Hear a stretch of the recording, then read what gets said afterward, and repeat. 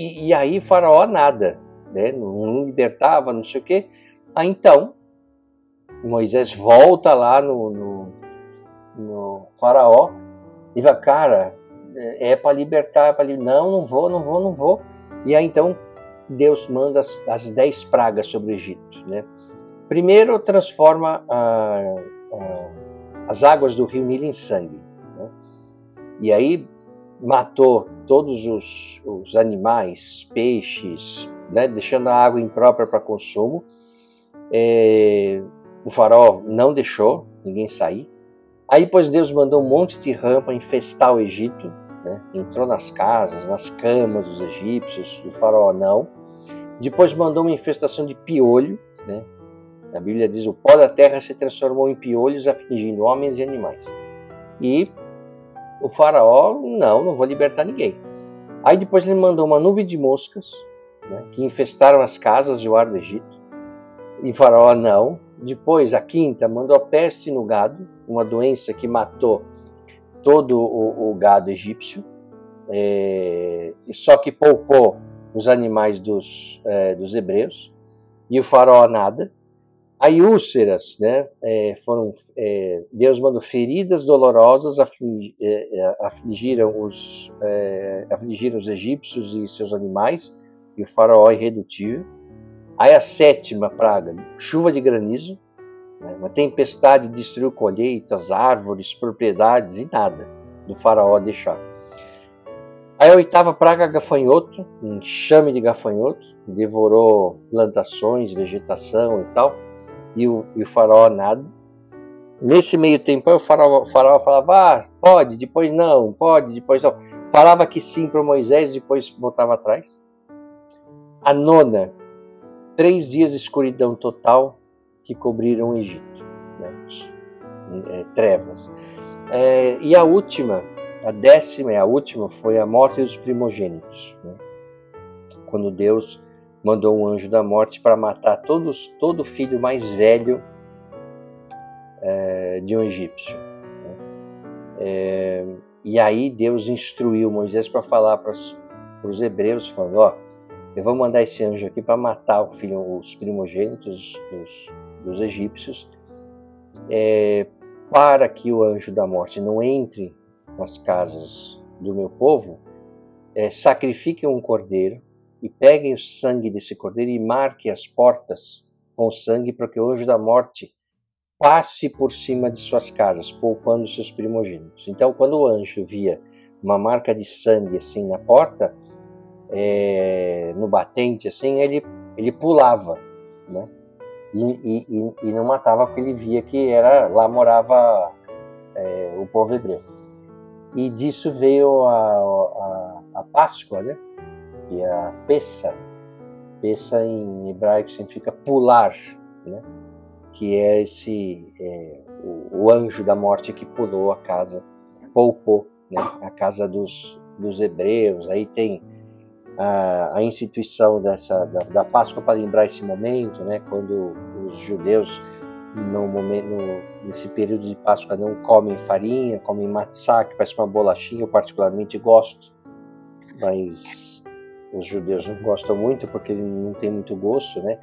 Comem para lembrar que o povo saiu correndo do Egito, não deu tempo de fermentar o pão, comem ervas amargas, então tem toda uma... E os pais contam essa história que está no livro do Êxodo, que é um belo livro também para se ler, do Pentateuco, né? Os 5 livros sagrados do Antigo Testamento.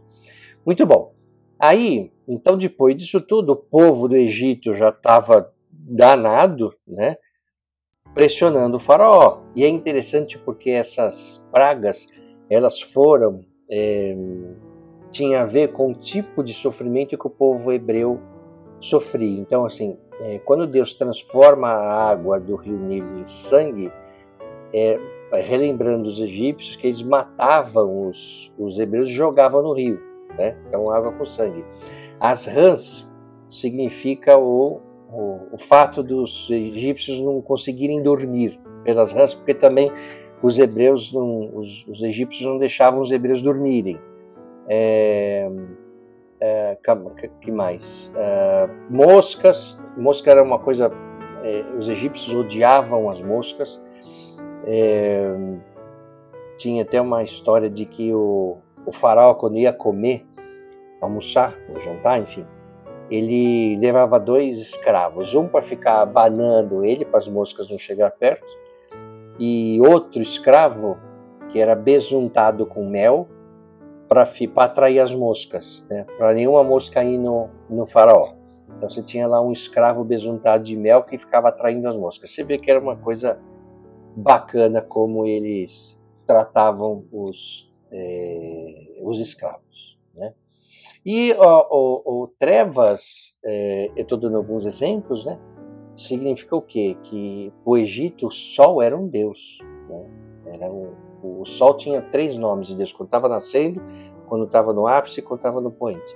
Então o sol era um deus. O que Deus fez? O Deus verdadeiro deixou 3 dias de trevas lá. Bom, aí por conta de tudo isso, o faraó não aguentou mais, cedeu, falou, então tá bom, vamos embora daqui, saiam daqui rápido, leva tudo de vocês, que não sei o que. Os hebreus levaram as riquezas dos egípcios, conforme Deus tinha prometido, e aí saíram, né? Porém, logo depois, um pouco tempo depois que o faraó permitiu a saída dos hebreus, lembrando que era muita gente, né? O faraó mudou de ideia mais uma vez e falou, não vou deixar barato de novo. Vou lá e mandou o exército atrás dos hebreus, né? E aí os hebreus estavam andando, chegou essa notícia que o exército estava atrás deles, apertaram um passo, só que chegou numa hora na frente do Mar Vermelho, uma história que todo mundo conhece, que já viu um filme e tal, de que não tinha saída, né? Você tinha o mar para frente, o exército atrás, falou, o que a gente faz?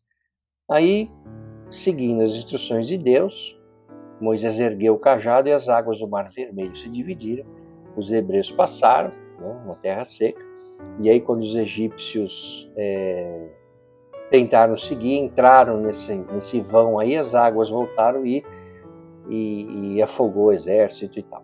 Bom, até aí é uma história super conhecida, né?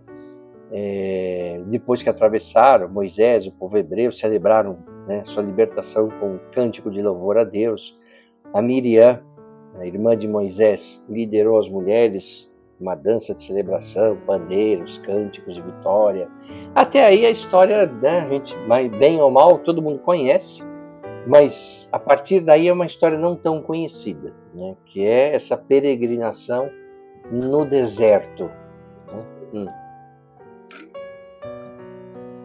Essa jornada no deserto foi bem longa, 40 anos. Mas antes dessa definição de 40 anos, eles estavam lá, né, andando no deserto. O deserto não é um local muito agradável, não sei o quê. E o povo começou a reclamar, né, murmurar contra Moisés, contra Deus. Começavam a reclamar, pô, mas esse Moisés aí também não sei o quê, tirou a gente do Egito, a gente era escravo, mas a gente tinha comida lá, tinha pão, aqui não tenho o que comer, eu tô com sede, eu não sei o quê. E aí essa reclamação chegava para Moisés. Moisés falou, o que tá pegando? A gente tá com muita sede. Aí Moisés fala com Deus, Deus fala para Moisés, bata só com seu cajado numa pedra que eu vou dar água pro povo. Aí Moisés fala, batia na pedra, pum, sai a água, todo mundo bebia. Aí passou o tempo, o povo, tô com fome, mesma coisa. Moisés, o que tá pegando? A gente precisa comer. Moisés fala com Deus, Deus manda um maná. O que é maná? Imagina sabe uma neblina que tem, às vezes, no período de inverno, né? Amanhece o dia aquela neblina. Só que esse, em vez de ser neblina, era maná, como se fosse imagina um pudinzinho assim, ralo, né? E todo dia, amanhecia o dia assim, eles comiam aquilo lá, né? Aí depois começaram a reclamar que não tinha carne. Aí Deus manda um monte de passarinho, umas codorninhas assim, e eles mataram, comeram carne. Mas o povo só reclamava. E aí você vê, né? A imensa paciência de Deus. Mas enfim. Durante esse caminho, né? Os israelitas enfrentaram a ameaça de um povo chamado Amalequitas. Moisés, esses amalequitas queriam destruir o povo, né? Estavam lá, começaram uma guerra com eles. E aí Moisés instruiu Josué, que depois vai substituir Moisés, né? A liderar a batalha, enquanto ele, Moisés, Arão, o irmão dele, e Ur, subiu numa colina. Enquanto Moisés, o pau rolando lá embaixo, Moisés, Arão e Ur em cima dessa colina. Enquanto Moisés mantinha as mãos erguidas, os israelitas ganhavam a guerra. Quando ele se cansava e baixava as mãos, os amalequitas viravam e começavam a ter vantagem. Então chegou uma hora, né, Moisés já era de idade avançada e já não conseguia ficar com as mãos para cima. Aí o Arão e o Ur começaram a segurar os braços de Moisés para Moisés não abaixar os braços. E aí os israelitas ganharam a luta. Bom, 3 meses depois que eles saíram do Egito, o povo chegou ao Monte Sinai, né? Aí Deus chegou para Moisés e falou: Moisés, prepara o teu povo aí para receber a lei. Eu vou dar a lei para vocês. Então, assim, se purifiquem, parem de fazer algumas coisas, não sei o quê. E no terceiro dia, então Moisés passou isso para o povo, tal. No terceiro dia começou a baixar uns trovões, relâmpagos, som de uma trombeta, e o Monte Sinai ficou envolto com uma fumaça, né? Enquanto Deus descia sobre ele em fogo. Então Moisés sobe, fica lá com Deus. Dizem que Moisés foi o único ser humano que viu Deus, né?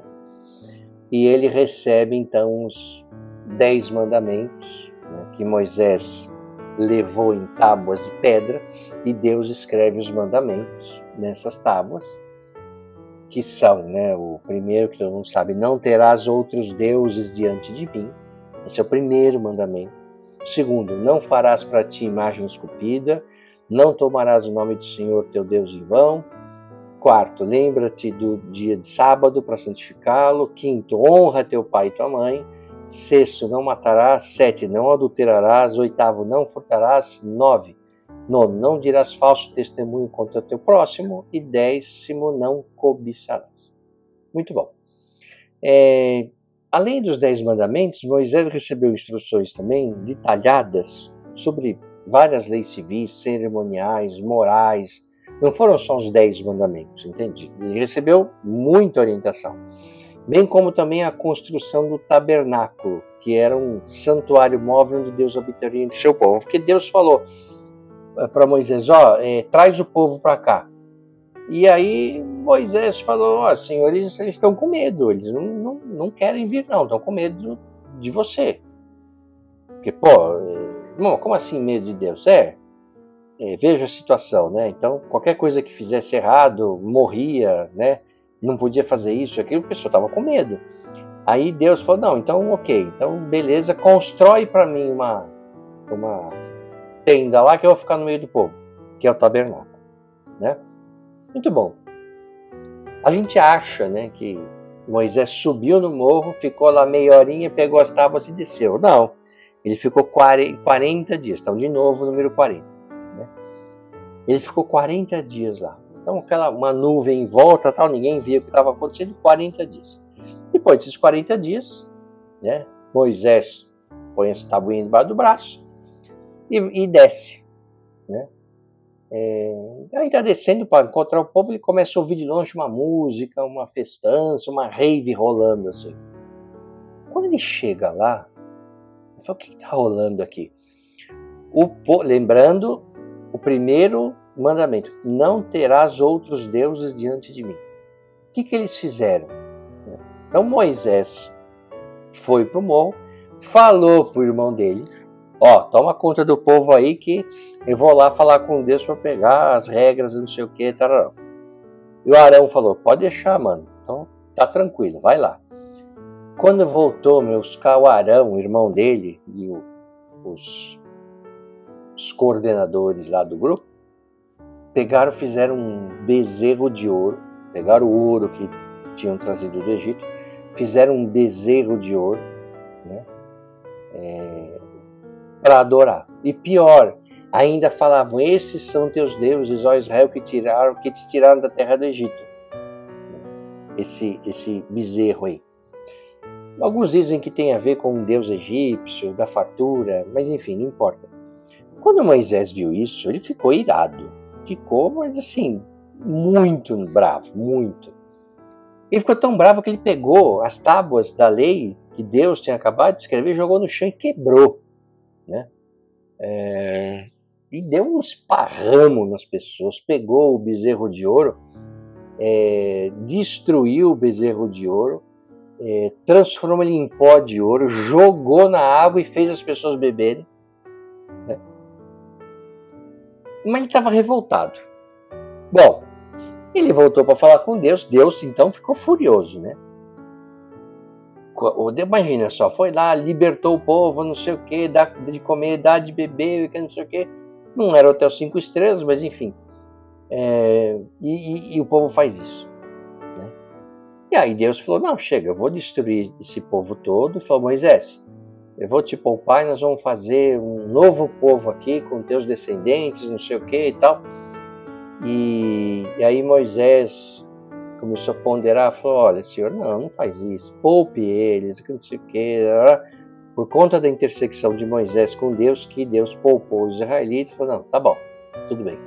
Então, traz outras tabuinhas aqui que eu vou reescrever isso aqui para você ter. Ou seja, quando a gente fala de 10 mandamentos, as tábuas de Moisés, nós estamos falando da segunda via. Sabe quando você perde o RG, vai no poupa-tempo e refaz o RG e já faz segunda via? Então, os 10 mandamentos que o povo tem, que recebeu, já é a segunda via, porque a primeira foi destruída por conta dessa história, né? Bom, aí Deus então renova a sua aliança com Israel, né? Reafirmou as leis que deveriam governar a vida do povo. E quando Moisés desceu então pela segunda vez, o rosto ele brilhava, né, com a glória de Deus. E brilhava tanto que ele precisou pôr um pano para falar com o povo.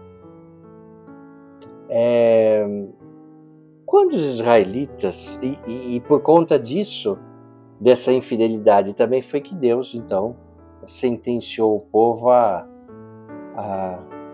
ficar 40 anos no deserto para castigar essa geração, né, que foi infiel a Deus. Só uma nova geração vai entrar na Terra Prometida, porque essa daqui não vai rolar, né?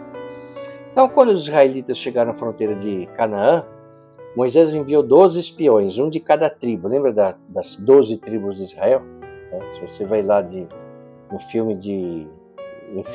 vídeo que eu fiz de Abraão, conta essa história, né? Então ele mandou 12 espiões e depois de adivinha quantos dias eles voltaram? 40 dias, né? Os espiões voltaram falando da fertilidade da terra e tal. Mas para variar, né, dos 12 que foram, só Josué e Caleb falaram: pô, é legal, dá para ir, que eu não sei. Os outros 10 falaram: não sei, eu acho que não, porque lá tem gigante, tem cidade fortificada, não sei, que não sei o que. Deus, que já não estava com muita paciência, né, falou: ok, então vocês vão... Foi aí que Deus colocou então a situação para eles ficarem no deserto, não antes. Vocês vão ficar aí peregrinando no deserto, só quem vai entrar na Terra Prometida é Josué e Caleb, e os outros não, né? Bom, aí durante esses 40 anos de peregrinação, você imagina como foi, né?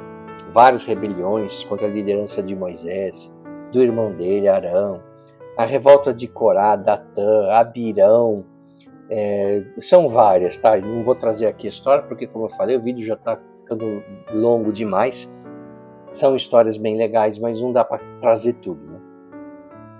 Então o povo desafiou a autoridade de Moisés e de Arão, afirmaram que toda a congregação era santa e que Moisés e Arão deveriam se exaltar acima dos outros, e aquele pau todo, e Deus interveio, fazendo a terra abrir e engolir os rebeldes, enviando fogo para consumir os 250 homens que o apoiavam. Então vai vendo. Não foi aquela beleza que a gente fala, o povo ficou andando 40 anos, mas foi tudo bem. Não, não foi. Foi um perrengue. Para variar, essas missões que Deus dá para as pessoas, na Bíblia, você pode pegar todos, meu amigo. E olha só, todos os vídeos que eu fiz até agora são de pessoas, são personagens mais admiráveis. Então, Jó, José do Egito, Paulo de Tarso, Abraão, são personagens históricos importantes, Daniel, né? E todos eles passaram por perrengues gigantescos, né? A vida deles não foi fácil, muitos deles assassinados, certo? Então, olha só, num dessas rebeliões aí, Deus interveio, matou 250, a terra abriu e engoliu eles com fogo. Vai vendo. Bom, aí em outra ocasião, no deserto de Zin, né, uma região lá, o povo de novo reclamando falta de água. Aí Deus instruiu Moisés, aí deu uma ordem diferente para Moisés. Falou: Moisés, fale a rocha para que ela desse água, em vez de bater na rocha com o cajado como ele fazia. Aí, em vez disso, Moisés já estava frustrado com o povo. Você imagina o que você... Por isso que Moisés é um dos principais líderes, né? Moisés liderando um povo que sai de uma condição do Egito como escravo, lidera esse povo por 40 anos. Você imagina a paciência, para não falar outra coisa, que Moisés teve que ter. Então, Moisés já estava, né, com aquilo na lua. E aí, o povo reclamando de sede, em vez de Moisés falar com a rocha, ele deu uma pancada na rocha com o cajado. Ele bateu 2 vezes na rocha e aí a água saiu. Muito bom. Depois de um tempo, Deus chama Moisés e falou assim: Moisés, vem cá, sobe aqui no morro. Subiu no morro, outro morro, e Deus mostrou para ele a terra prometida.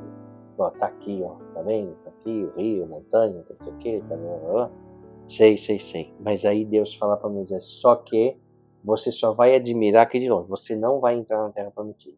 Mas por que, senhor? O que aconteceu? Porque você não me obedeceu. Lembra quando eu falei para você falar a rocha e você bateu na rocha por causa da água? Sim, então você me desobedeceu. Né? Então você não vai... Moisés já tinha bastante idade, né? Não vai entrar lá. As pessoas falam: pô, mas Deus foi muito... castigou ele de uma forma muito dura, não sei o quê. Aí tem uma questão de desobediência a Deus, ele que era um líder, enfim, tá? Mas Moisés não entra na terra prometida. Antes do povo entrar, ele morre e Deus enterra ele em algum lugar, ninguém sabe onde foi, porque ele não queria que o local virasse uma terra de peregrinação, né? Então ninguém sabe onde ele foi enterrado. Então Deus orienta Moisés sobre tudo o que tinha que fazer. Ele desce e faz um discurso final e dá as bênçãos para o povo entrar, né? Então, quando essa geração desses israelitas que tinham deixado o Egito finalmente morreu e seus filhos estavam prontos para entrar na terra prometida, então Moisés reuniu o povo com um discurso final. Você vê isso em Deuteronômio, aliás, é um belo livro para ler também. Ele recapitula toda a jornada, as leis, os mandamentos de Deus, exorta o povo a obedecer e ser fiel a Deus e tal. Moisés também abençoa cada uma das tribos de Israel, proferindo profecias sobre seu futuro. E aí então Deus instrui Moisés a subir no Monte Nebo.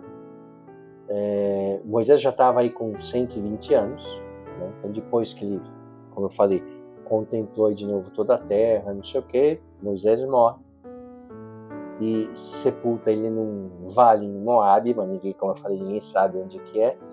E Josué foi nomeado sucessor de Moisés e lidera então a entrada dos israelitas em Canaã. Bom, o legado de Moisés é, claro, duradouro, né? Moisés é lembrado como o maior profeta e legislador de Israel. Suas leis e ensinamentos moldaram a fé e a vida do povo judeu e influenciaram profundamente o cristianismo e o islamismo. A vida de Moisés é um testemunho de fé, obediência e liderança, e o que Moisés fez continua a inspirar milhões de pessoas ao redor do mundo. É claro que essa história, né, transcende o relato histórico e religioso. Como eu falo, né, aqui eu trago um super resumo, simplifico muita coisa, né? Então, por isso que eu recomendo que vocês leiam essas passagens aí no Antigo Testamento. Essa história de Moisés é um paradigma de libertação, formação de identidade nacional e espiritual de um povo. Moisés não apenas ele conduziu um povo da escravidão à liberdade, mas também estabeleceu os fundamentos de uma civilização baseada na justiça, na lei divina e na fé. A vida dele e a missão, né, na vida dele continua até hoje, né, a ressoar como um eco poderoso através dos séculos, inspirando gerações a buscar a justiça, a liberdade e a fidelidade a Deus. Então, mais uma vez, recomendo que vocês leiam para ver em detalhes toda essa história maravilhosa de um grande líder e um grande personagem da Bíblia. Muito obrigado e até o próximo vídeo. O que você acaba de assistir é um resumo, está repleto de simplificações, mas a visão geral é esta mesmo. Agora, se você quiser saber como de fato tudo aconteceu, aí você vai ter que ler a Bíblia.